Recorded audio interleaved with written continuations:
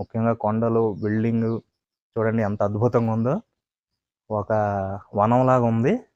చాలా అద్భుతం. ఇప్పుడు రండి ముందుకెళ్దాం. ఫ్రెండ్స్, ఇప్పుడు మనం పిల్లలం దేవత దర్శించుకుందాం.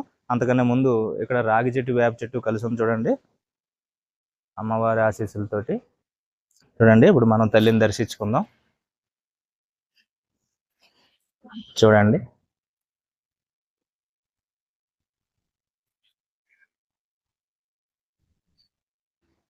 ఇప్పుడు మనం అమ్మవారి దర్శించుకునే ముందు ఇక్కడ కొత్తగా హరహర మహాదేవుని విగ్రహం కట్టారు చూడండి. చాలా అద్భుతంగా ఉంది. తెలుపు రంగులో నంది కూడా ఉంది చూడండి. శివలింగం కూడా ఉంది చూడండి. ఓం నమః శివాయ. ఇప్పుడు చూడండి ఇక్కడ పక్కనే ఎంత అద్భుతంగా ఉన్న దృశ్యం మీరు చూడగలరు. ఇంకొని చూడండి, మొత్తం రైల్వే స్టేషన్, మొత్తం హోటళ్ళు, మొత్తం బిల్డింగ్ అన్నీ ఎంత బాగా చక్కగా పచ్చదనంగా చూడండి. పశువులు, పక్షులు అన్నీ ఈ ముందు వచ్చినా కూడా చూడండి ఎంత అద్భుతంగా ఉందో. చూడండి ఈ కిందకి చూడండి ఎంత అద్భుతంగా ఉందో.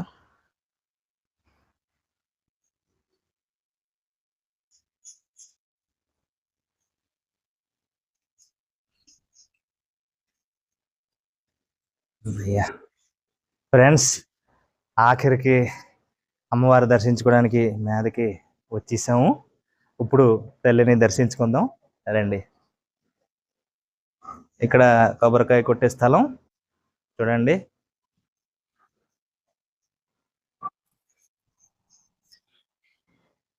అమ్మవారిని దర్శించుకుందాం రండి. అమ్మవారి దర్శనం మనకు కలిగింది. నాగదేవత అమ్మవారి దర్శనం చూడండి ఎంత అద్భుతంగా ఉందో. శిల్పి ఎంత బాగా ఇక్కడ చెక్కారు అమ్మవారి విగ్రహాన్ని. నిజంగా అమ్మవారు చూసినట్టుగా ఉంది చూడండి. కార్తీక మాసంలో మనకు చాలా రద్దీగా ఉంటుంది. అలాగే ప్రతి ఏడు నాగల చవితి నాడు చాలా అద్భుతంగా ఇక్కడ పండగ చేస్తారు, జరుపుకుంటారు చూడండి.